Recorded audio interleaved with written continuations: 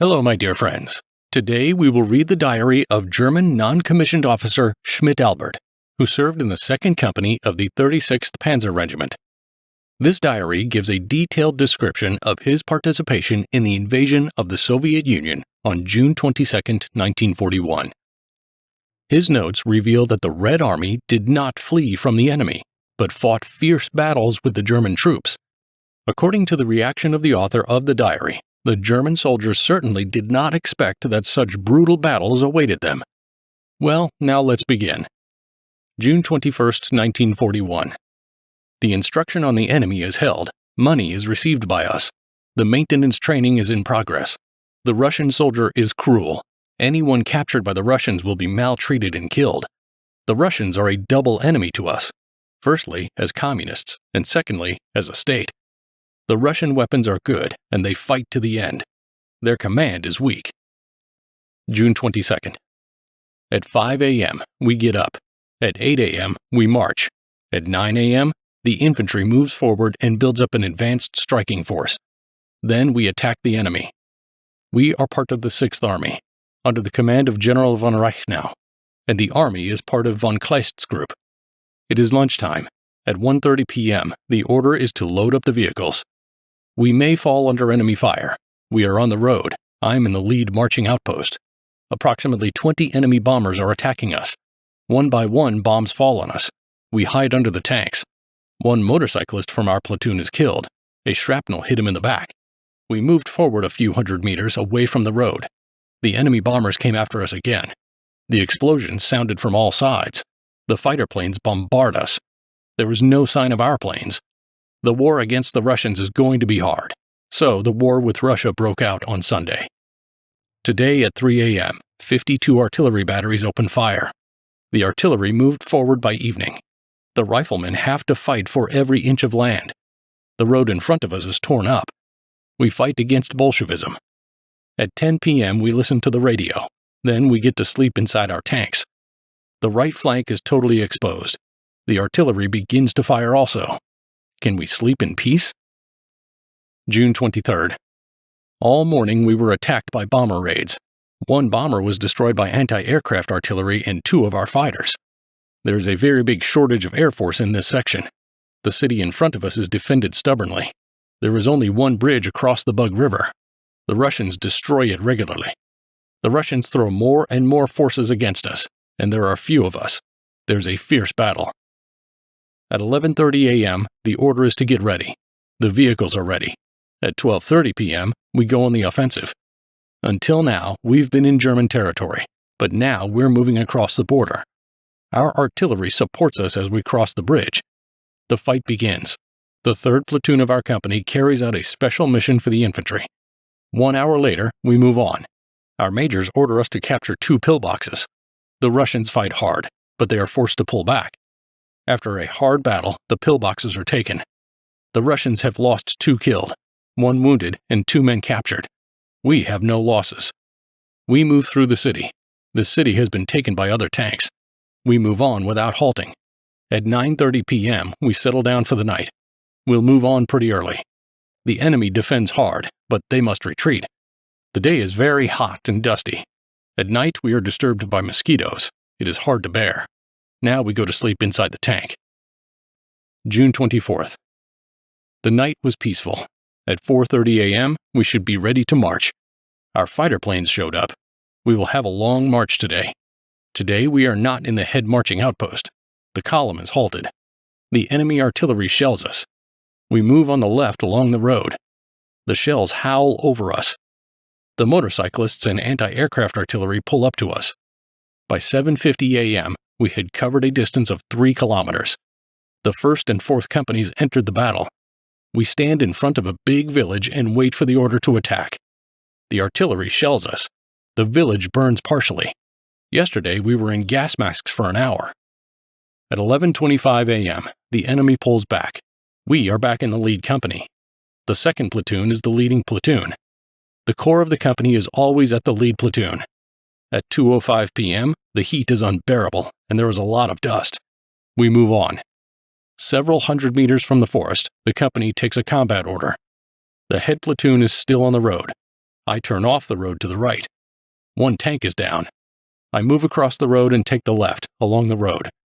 About 100 meters ahead of me, there is a heavy tank battle breaking out. We are given some 75mm anti-tank guns.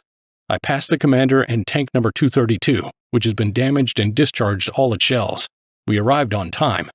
The commander's orders by radio are that the 3rd platoon should attack the road and the woods.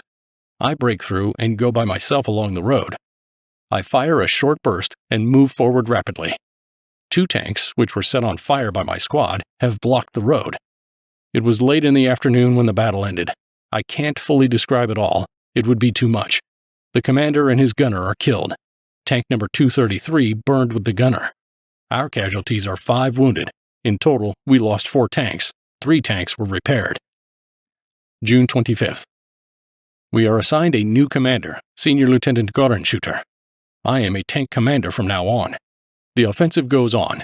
After 7 kilometers, we come under heavy enemy fire from all sides. I turn left and then to the right across the road and drive out into the field. It is hard for us to fight. The company has not yet arrived. I am on my own. Eventually, a part of the company arrives. 1 panzer platoon is completely destroyed. All the losses are still to be determined. We have never been in such battles as here in Russia. We have a horrible appearance after the battlefield. This is something we have never experienced before. 9:45. Our new commander is leading well. He gives us the praise we deserve. To the extent that I can imagine, we have 2 killed, 2 seriously wounded, and as for the others, I have no idea. 3 of our tanks are completely burned out.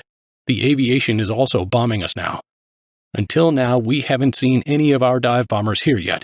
We are supposed to do everything ourselves. July 11th, 1941.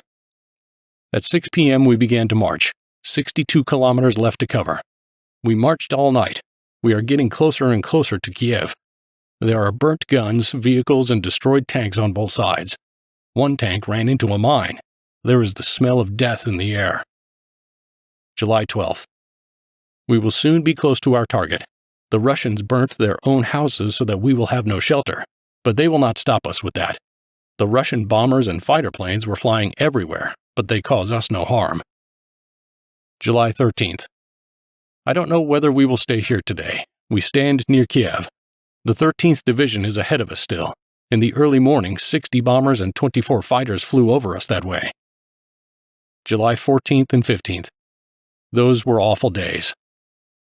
July 16th. 0:30 a.m. we advance.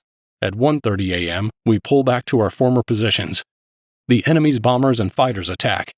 Things become very hard. By 8 o'clock a.m. we prepare for a counterattack. The only hope left is that we can do it. May God be with us. We ran out of gasoline and ammunition. We arrived at the supply wagon. Again, we head to the positions where the enemy has attacked. We arrived at our first positions. I wish I could forget about the war for 1 minute. The counteroffensive is coming, but we don't care. The enemy infantry advances, and our machine guns fire. The tanks of the enemy are ahead of us. The driver, Michael, is wounded. The enemy attacks with great forces. 2 of our platoons have abandoned important positions. The order is to hold the positions. It was a long day. The Russians shelled us with guns, and the infantry broke through with anti-tank guns. The enemy outflanked us on the right. Our infantry pushed back the enemy. We were assigned a half platoon of the 4th Company, but we need more tanks. The enemy tried to break through using all their strength, but we refused to surrender. The enemy artillery entered the battle. It was pointless to hold our positions. The ammunition was running low. At 5 p.m., the enemy pulled back and we retook our positions. We got new ammunition. A field kitchen also arrived. We had another hard day. The 4th Company was withdrawn back to the division, which was behind us about 8 kilometers away. We stayed behind with 6 tanks in the guard. July 17th. We were ready to march at 5:30 a.m. The Russians retreated facing the Waffen-SS units. We found 2 killed men by a destroyed tank. According to the local residents, one of the crew of this tank was captured by the Russians. At 4 p.m., we are ready for the offensive again. The 3rd platoon is in the guard on the right. 2 tanks are back from repair. Before this, we lost 11 men killed, 1 captured, and 24 wounded. The offensive is postponed till tomorrow morning. There are many Russian divisions near Kiev. The 1st Waffen-SS Division has regrouped. This afternoon, about 40 bombers attacked the front line. I have killed 18 infantrymen and get the Iron Cross Second Class today. July 18, 1941. At 2:15 a.m., we get up. We keep moving on across the fields. At 8 a.m., the battle began. There are a lot of guns, field guns, anti-tank guns. I've never witnessed so many guns. We manage to overcome them and fire them off. The Russians throw hand grenades at mine and other tanks. We conduct the machine gun fire against the surpassing enemy forces. This is where the diary entries are cut short. He was killed in this battle. His diary has been handed over for translation and research. During these days, the Red Army knew about the enemy way too little, and any information was essential. It was for this reason that there was an order to collect and research the personal entries of German soldiers and officers. That is all for today. If you enjoyed this video, please give it a like and support the channel by subscribing. Goodbye, and see you all again.